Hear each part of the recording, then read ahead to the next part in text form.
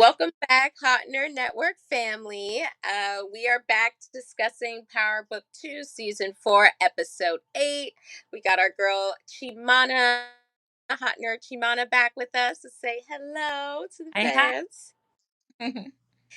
Yes, thank you so much for joining us once more.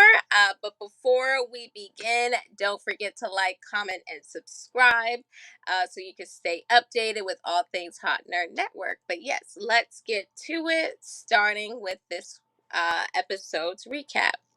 So this episode starts out with Detective Carter showing homage to Officer Felicia, because as we know, Diana killed her last episode. Monet and Tariq devise a plan to pin Noma and Carter against each other so that they can get from get from out under both of them. Noma and Kane reveal that they are getting married and that their intentions behind the arrangement. Um, as a part of the arrangement, Noma needs citizenship through her marriage with Kane to secure her new government contract. With Sterling Reynolds orchestrated by Davis. Davis tells Tariq and Monet information to share with Carter so that they can put their plan into motion. Um, Elle took laced drugs and almost died from an overdose to avenge her. Brayden and Tariq killed the dealer who sold her the laced drugs. Drew and Kane go head to head this episode, trying to get the upper hand on each other. Kane buys the building that Drew was working out of, and then Drew leaks information that he stole from him to Carter of the shipment of guns that they're selling to the Italians, so that way Carter's team can intercept, which again is going to technically a hit to Noma if it's a hit to Kane. And Effie's mom pops up on campus, which gives us a little more glimpse into her background. In order for Noma to try and get leverage on Carter, she tries to recruit Nico, who is also another dirty cop on Carter's team. But that backfires because Nico tells Carter about the deal, and that unexpected twist that happens at the end is now we see that Noma and Carter are going to try to work together to take out Monet and Tariq. So that was something that was a little bit unexpected, but I'm gonna pause there. And what stood out to you, or what was your favorite part from this episode? I really like the scene. I don't endorse killing, but I like that Tariq finally had Brayden's back. Brayden was like, "Can you help me avenge something for once?" Like Brayden always comes through for Tariq, and he's always down to help Tariq with whatever plan that he has. Whatever mission. And this time it was refreshing to see. All right, like Tariq was like, "All right, I know Elle is important to you. Let's avenge for what happened to her, like the overdose." So that was kind of refreshing. It gave like a nod to like Ghost and Tommy, and for the few times that Ghost had Tommy's back. So I Yeah. that. Yeah, that was an epic scene, and the scene, or it wasn't supposed to end that way. They weren't Right. supposed to kill him. They were just kind of go in there and threaten him a bit. So yes, I too don't endorse murder, but that was nice, because it was almost like a no questions asked. Like, okay, like, just tell me where to meet you at, and we could get it handled. So that was definitely a very Ghost and Tommy type of brotherhood Right. mission they go on for each other. So I agree. That was an epic scene. I One of my favorite scenes too. I think even going back to what we were talking about with Kane, bringing a sense of humor to the show. I also think Davis does too. Yeah. But the character. And so when they were talking about creating him like an online profile, so that way it makes their marriage look legitimate. Like when Davis was like, "Oh, if you put the college on his profile, make sure it's community college." Shout out to community colleges. They go I hard. Yeah, that's no shit. college, but the way that they just even go back with one another, like they bring like a certain element of humor to the show, which is always just refreshing because you never know which either of them are gonna say because it goes Right. back to very witty people, and so they could go all day, and so that's Right. so. Because I mean, it was funny to be like, okay, we're gonna put Kate in college. Right. Even Kane was like, "What? Why are we?" um, And Effie's like, "I got to work really hard on this." Like, because even like when we were talking about a nod to like Ghost of Tommy with that scene with Tariq and Brayden, I also think like Davis coming through and actually giving them the information and really like making it known, okay, I'm loyal to you, Tariq, even if that could mean to the death of me. right. But I'm letting you know right now that yes, I am betraying Noma for you, and so you better like remember this. You better remember. I'm sorry. Everything Davis does, you have to remember that because he is coming back for. He is remembering every little thing he has done for you, and he needs whatever back. He needs it back. So He absolutely does. But I think that that was like reminiscent of Proctor and how much Proctor and the original Power series like came through for Ghost and Tommy. But it was just towards the end when he, started being funny towards Tommy, where it's like, okay, what are you doing? Where are you taking?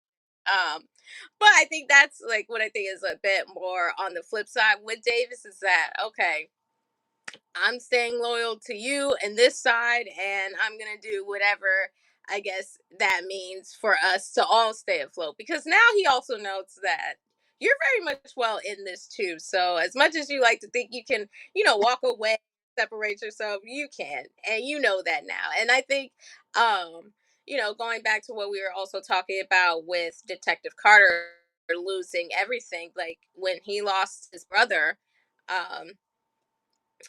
Recently, like that also I think also changed his mindset as well, where it's like okay, now I'm you know really not exclusive to them, or I don't have now my own agenda, because that was his agenda to like get the left things that he needed to get his brother out of prison and things like that. And so once he lost his brother, that almost made him, well, now it could just be whatever it is, because now I kind of lost the one thing that I cared about. But we also do know, in addition, that he's very driven also by money. And so he does care about that a lot as well. I won't say as much as his brother, but that's still a very strong motivating force for Davis. and, and it kind of makes you think that um he sees something in Tyreek to go against Noma, to choose Tyreek over Noma. He must really start to see Tyreek evolve. So that's Mm. interesting too. That's interesting. That's a good point too, because of course, Davis is also highly intelligent. To become a Right. lawyer. Well, so to see him, like you said, trust Tariq or to side with him, it does. That is a nod to again that strategic mindset that we've been seeing build out, and that we've always seen. Even Ghost seen it in a Yeah. sense when he Mhm. was able to speak different languages. When he's Uh-huh. able to like figure things out and all the or even when he was messing with Kanan, it's like you don't do things, the way I would particularly do them, because Ghost in his head thought, he was very untouchable, but it's still, we just still see once again the growth, but also the potential and all the things that are making him, you know, a strong opponent, even as a kid, to all of these adults and to all of these like very mature like players in this circumstance, like with him. I also thought it was interesting too to see that scene with Effie and her mom, because that definitely gave us a little bit more in terms of her background and kind of just why we always see her alone, or like when she was even describing like her family situation and how she sees family, it's almost very much like a chosen family, because her immediate family or her blood family isn't some people that she could trust. And that I think her having that scene and talking to her mom and basically saying like we are nothing. Like we I don't want anything to do with you. And she said that in a much worse way, but she was like, at that point, like you anything can happen to you, and that wouldn't move me to help you at all. And that was sad, but I think it really gave us that clear picture of why, in a way, sometimes she could be a little bit more calculated, a little bit more conniving, a little bit more selfish, sometimes to a degree. It's because, once again, like Effie has to look out for Effie because no one else, even, her mom or people that she, is supposed to be able to depend on, um, don't come Yeah. through. She had to fend for herself, and we saw a glimpse of, where she gets a lot of her brains from. Yeah. Good to see. Right. Because I think, that was important to see, like, a lot of intelligence isn't so physical, and it's like you can't judge a book by its cover. So she's like, I know you see me, like down bad right now, but I have a lot of the same capabilities that you do, or a lot of these things that you do have did come from me. And so, it's just one of those things. It's like, wow, outside of what happened to you, like, where could you have taken this, or, had some of those, different circumstances that they were in, like, what life could have been like for both of them, had, a lot of things didn't happen, like, in the in between. Right. Now that leads us into our hot topic question. Of course, we are getting down to the end of the season, and we also know that this is the last season. So that does point to some major character having to possibly get caught in the crossfire. So, who one is your favorite character of this season so far? And who would you hate to see go from the Power universe? Oh my gosh, that's such a loaded question. Um, my favorite. I would have to say my favorite's Diana. Um, I just like that she's multifaceted. Like, we started to see different sides of her through this season, and I've grown to really like her. She does have different viewpoints. She has different outlooks. She's very determined, as we have seen. And you could just see that she has the smarts. She also has the street aspect to it, and she, in a lot of ways, is like her mother, maybe to a fault, but I think she's grown on me, so I'd have to say Diana. And who would I hate to see go? I would hate to see Kane go, hands down. Like, I cannot. Like, he's also always been a favorite, but I can't see him go. So yeah, he can't go. He just can't. Okay. Okay.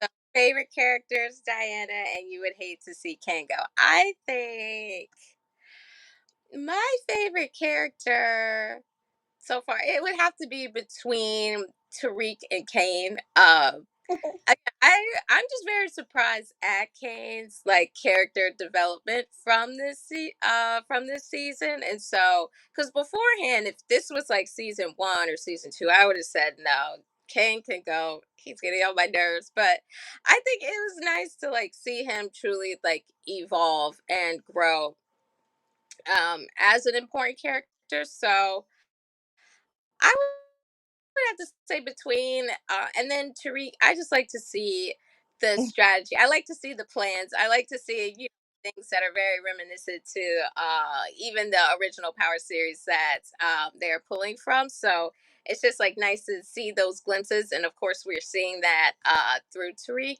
who I would hate to see go. Honestly, I would hate to see Davis go. Like, I like him as a character, and I think kind of like Effie. I think it's between him and Effie. I would hate to see them go because they do always come through. And it's like, I hate when those people go. Yeah. Like when did a lot of like the groundwork Right. and a lot of the background. And then they're the ones who get sacrificed. That's what I hate. So I would hate to see either one of them go. And then I would again say because of Kane's like development and then Tariq's like strategy and his overall mindset, that those are my favorites. So I'm excited to see how 9 and 10 leave us off with. But that will be a wrap for this episode's recap. So thank you, Hot Nerd Chimana, for joining us for these last couple recaps. It's been a pleasure to have you here.